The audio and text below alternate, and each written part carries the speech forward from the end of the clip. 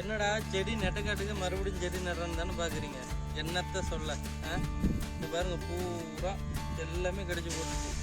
காற்று கருப்பு மழை புயல்கிட்டேருந்து காப்பாற்றி கூட இந்த சின்ன சின்ன பூச்சிங்கிட்டேருந்து காப்பாற்ற முடியல. எல்லாம் கட் பண்ணி தூக்கி சாட்டிடுச்சு. இந்த மாதிரி ப்ராப்ளம் எத்தனை பேர் ஃபேஸ் பண்ணுறீங்கன்னு தெரில.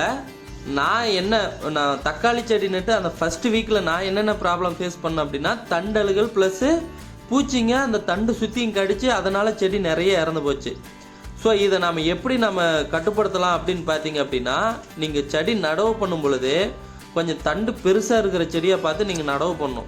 அதை எப்படி நம்ம தண்டு பெருசாக்கலாம் செடி அப்படின்னு பார்த்தீங்கன்னா, நீங்கள் நர்சரியிலேருந்து தக்காளி செடி எடுத்துகிட்டு வரும் பொழுது நீங்கள் டைரெக்டாக அடுத்த நாள் நீங்கள் நடவு பண்ணாமல் அந்த செடியை நீங்கள் வெயிலில் ஸ்டோர் பண்ணி வைக்கணும். ஒரு 3 நாள் 4 நாள் நீங்கள் வெயிலில் வச்சு தண்ணி போட்டு அதை வளர்த்து எடுத்தீங்க அப்படின்னா தண்டு கொஞ்சம் கருப்பாக நல்லா தடிமனாக வந்துடும். நீங்கள் அந்த செடியை நீங்கள் நடவு பண்ணும் பொழுது மேஜராக நிறைய செடி சாகிறது நின்று போயிடும்.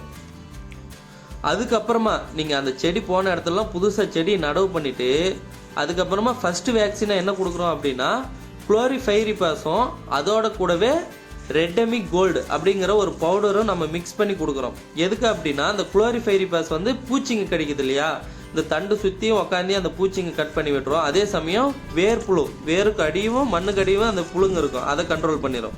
இந்த ரெட்டமிக் கோல்டு என்ன ஆகுனா, நம்ம ஒரு வேளை நம்ம செடி நடும்போது இந்த விரலை வச்சு அந்த செடியோட தண்டு பகுதி வச்சு உள்ளே அமுக்குவோம். அப்படி அமுக்கும் பொழுது அந்த தண்டு சின்னசாக அந்த மண்ணில் கல்லில் காயப்படும். அப்படி காயப்படும் பொழுது அந்த இடத்துல தண்ணி கொஞ்சம் பட ஃபங்கஸால் தண்டு அழுகி செத்து போயிடும்.